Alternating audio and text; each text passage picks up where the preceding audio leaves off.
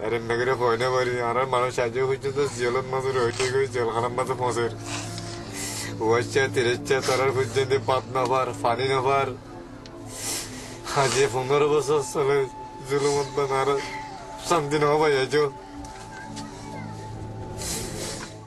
At the end of a jetty on the coast of Bangladesh, the sound of misery rises up above the wind and the waves.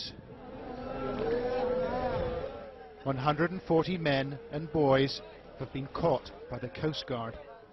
They're Muslims from neighbouring Burma, and they're pleading and praying for their lives.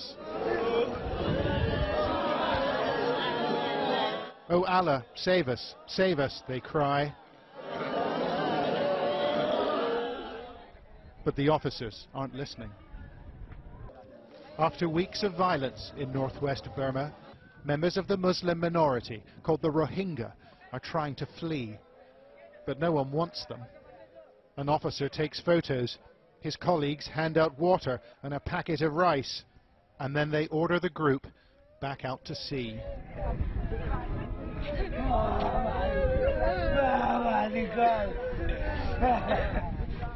Their boats are leaking and they're badly overloaded. But it's not the voyage these men fear most. It's returning to Burma. "They'll kill me," says this man. An officer from the Coast Guard replies, "Allah will save you. Now go back."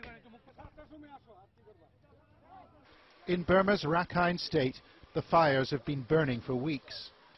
Homes have been razed and lives taken by hate-filled mobs. Ethnic Buddhists and the minority Muslims blame each other for the violence, but the facts are hard to come by.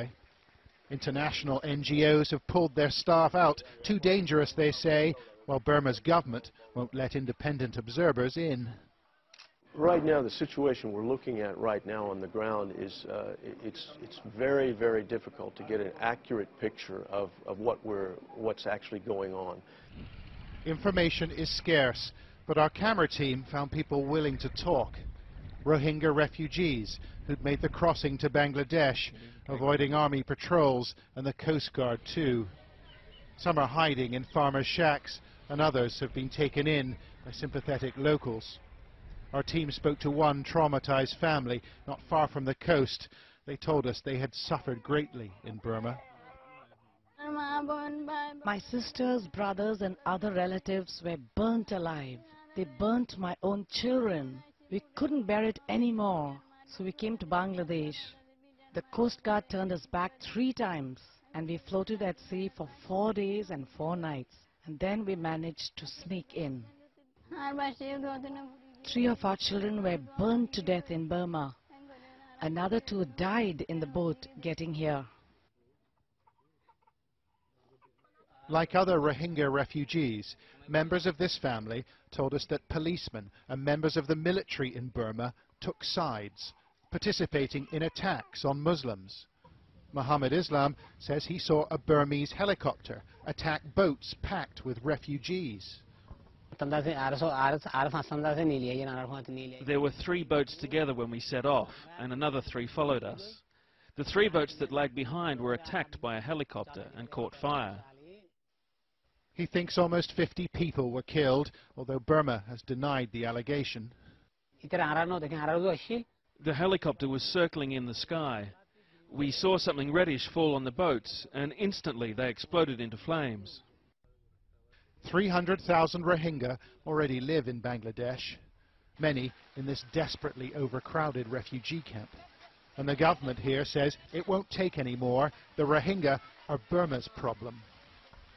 But some have made it through, like these famished refugees eating rice on the floor of our team's hotel room. Everyone wants to take shelter in Bangladesh, but they can't get in.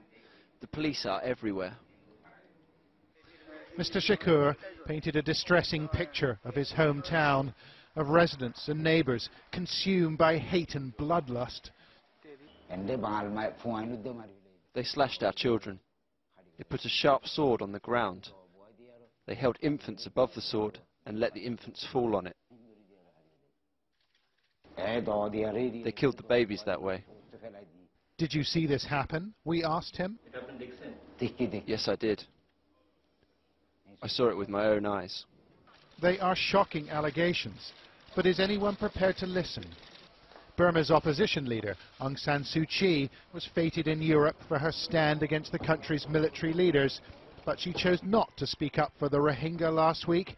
She said she didn't know whether they were Burmese. We don't know what happened to the men and the boys we filmed on the jetty in the Bangladeshi town of Teknaf. A local contact said 5 of the boats pushed back into the sea had disappeared by the next morning. But like much of the testimony we've heard, we've been unable to verify it. It's a catastrophe for a little-known group of people that nobody seems to want. Only dialogue and generosity and human decency will prevent further loss of life.